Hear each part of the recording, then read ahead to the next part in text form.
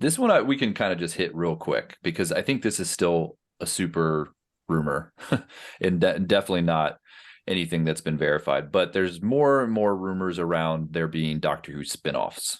The whole idea of them creating this entire Doctor Who kind of universe, a la, kind of like Marvel's doing, Star Wars is doing, and Doctor Who may be wanting to jump on that. So there's rumors, there's nothing confirmed, rumors that shows are in like really early kind of development, just Yeah. ideas being out there. I forget where this report came from, and it's probably from like the Mirror or whatever. So I'm sure we'll get flack for even giving it any airtime. But I figure it's kind of worth. There's like a quote here that I thought was kind of funny. It says, "A source said fans can expect to see Centaurans, Weeping Angels, and Sea Devils in separate series, showing what they get up to when the Doctor isn't there to stop them, along with Daleks and Cybermen."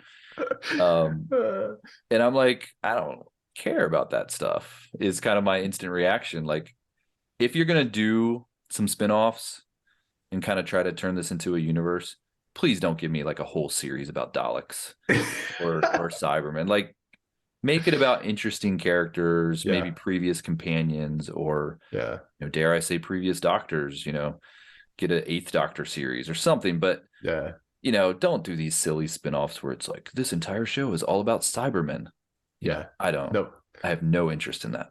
Agreed. I don't want to watch Suntarans making coffee or sea devils fishing off their boat. I don't care what they get up to when the doctor's not present, to be quite honest. Yeah. That said, there is that opportunity, right? Like you mentioned previous companions. There are some interesting characters that you could tease out. And it's not like this is something new, right? Like we had the Sarah Jane Chronicles, we had Torchwood, like these spin-off shows have been attempted.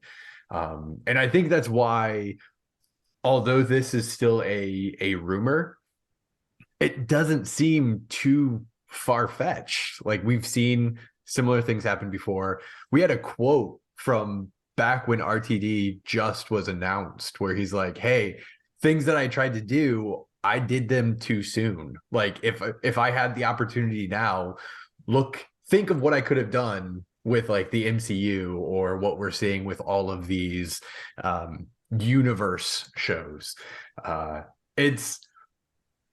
It's an interesting idea, right? And then again, it's attached to Disney now. It does seem like Disney just has this tendency to be like, "Oh, cool, let's pull this out here. Is it successful? Cool. How can we spin this off?" Um, it's an interesting idea. Um, Yeah, I think Disney's going to make them prove themselves first oh yeah, before this. Like, let's not get ahead of ourselves. right. You know, let's see where this one lands. I think they do have high hopes.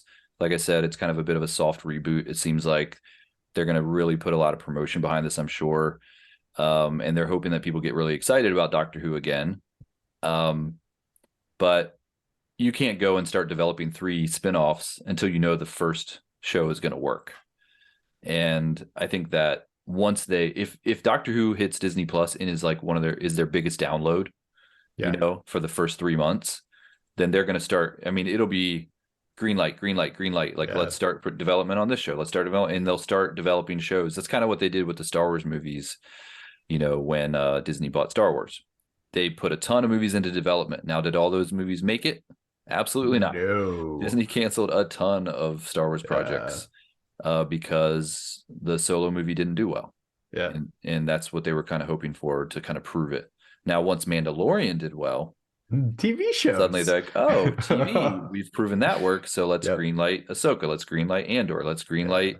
Skeleton Crew. Let's greenlight Kenobi." And next thing you know, Boba Fett. I mean, everybody's got their own show now. Yeah. So a lot of it does kind of depend on the success of this first iteration on Disney Plus. And no pressure, Shutigawa, but you're the first Doctor where that's going to be, depending on how season 14 does, probably will determine if we see this kind of whole idea of a larger universe. And honestly, as a fan, I don't know if I want it.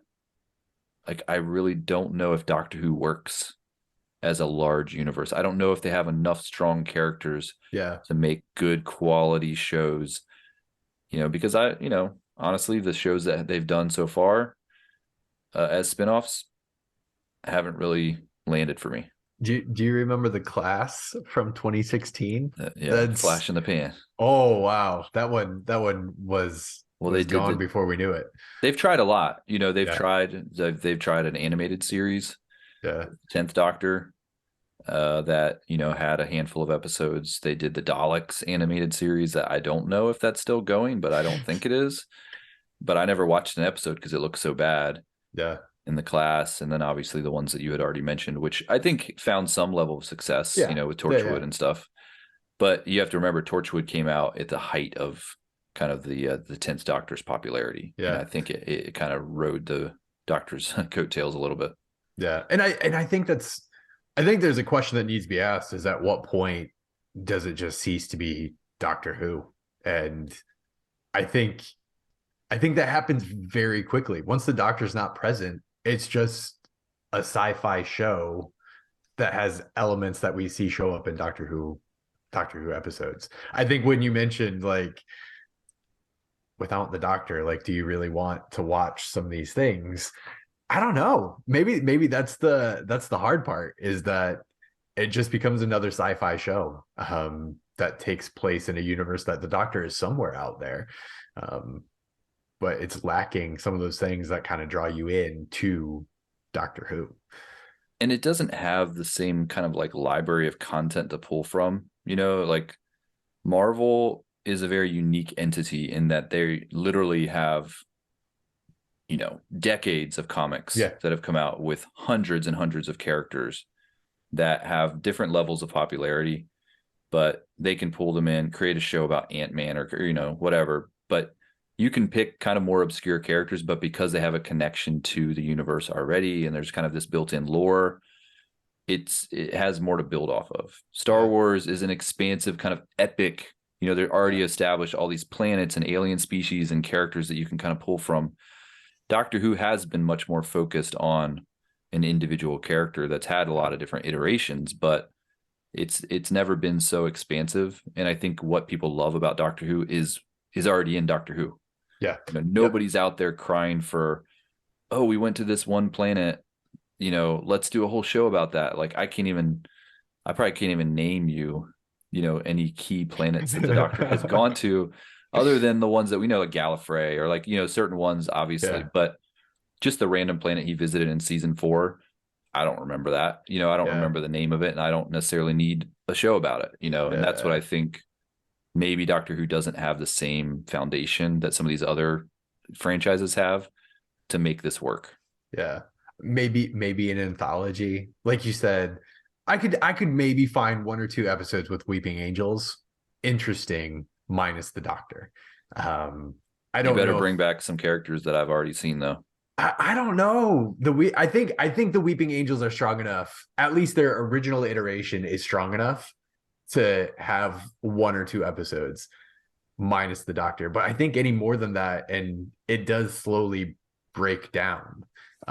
They become less interesting because you lose that mystery, that terror.